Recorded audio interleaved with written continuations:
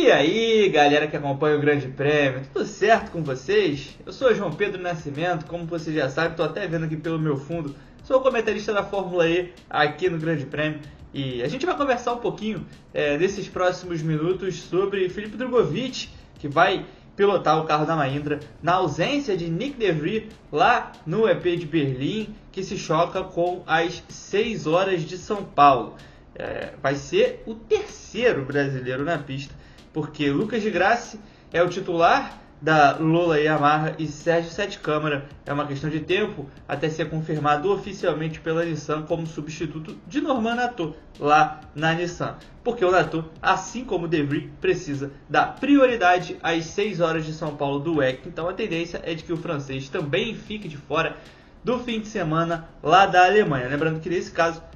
a Nissan também ainda não fez nenhuma confirmação oficial. Mas voltando ao Drugovich, o que significa a estreia do Drugovich na Fórmula E? O que significa o fato de que o Drugovich aceitou correr na Fórmula E em substituição a Nick De Vries?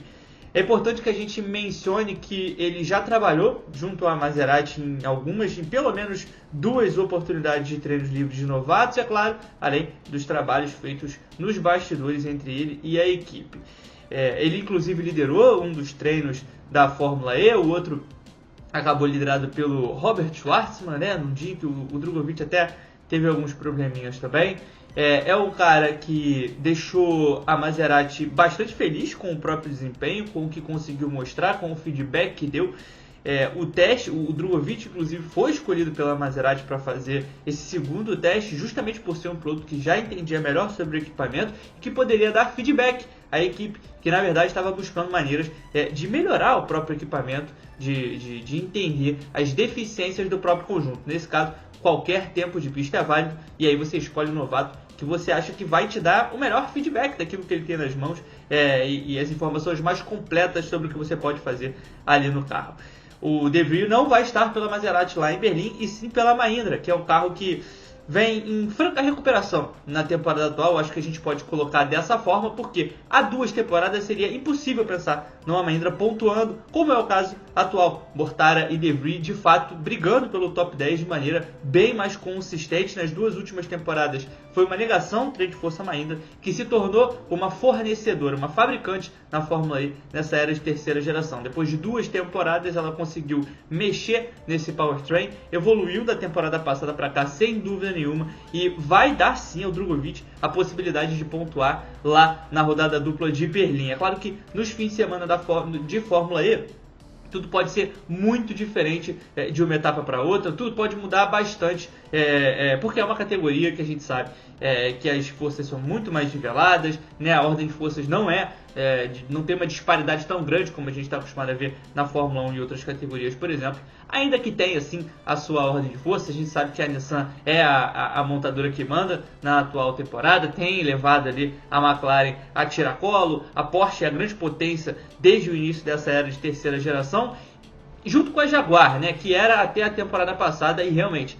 na temporada atual não conseguiu mostrar nada nem perto do que fez nos últimos anos da categoria. É preocupante a situação da Jaguar. Mas para a gente finalizar sobre Drugovich, isso significa que ele abandonou o sonho da Fórmula 1? Será que agora o Drugovich está de fato olhando para a Fórmula E como uma categoria para ele correr como titular no futuro? Eu acho que a ida dele para essa corrida não significa necessariamente que o Drugovich abandonou o sonho de estar na Fórmula 1. E sim de que ele talvez enxergue isso de maneira diferente agora, porque todos nós sabemos que é uma situação muito complicada para um piloto que não é velho, não é um piloto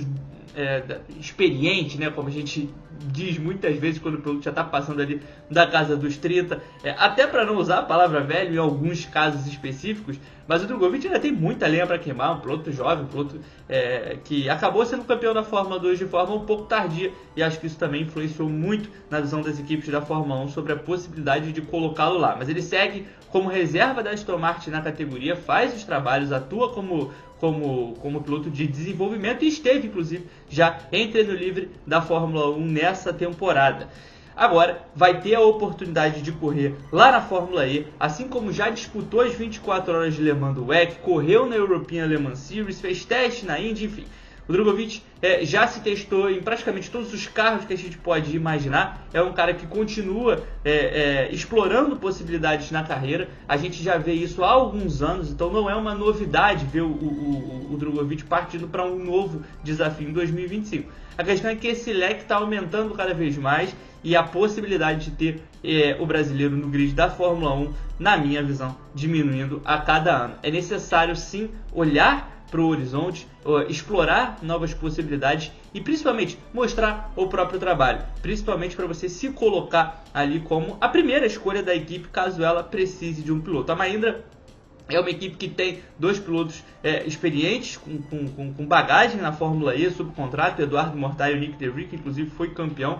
pela Mercedes há alguns anos. Então não é uma equipe que não é das equipes que tem as portas mais abertas nesse momento na categoria. Mas a gente sabe como funciona o esporte, a gente sabe que as coisas podem mudar muito rápido e a gente sabe que quando você mostra o seu trabalho em uma equipe, você pode acabar sendo aproveitado por outra, como é o próprio caso do Drugovich, que pintou pela Maserati, mas vai estrear de fato pela Mahindra. Quero saber o que vocês acharam de Felipe Drugovich no EP de Berlim, lá da Fórmula E, o que vocês esperam do brasileiro e que expectativa grande, né, de ter uma corrida com vários brasileiros na pista. É algo que a gente infelizmente perdeu o costume de ver nas grandes categorias monopostos, né, ao redor do mundo, e vamos ter a oportunidade mais uma vez lá no EP de Berlim. A Fórmula E volta no EP de Mônaco, você vê a temporada completa, todos os treinos livres, classificações e corridas ao vivo e com imagens aqui no Grande Prêmio.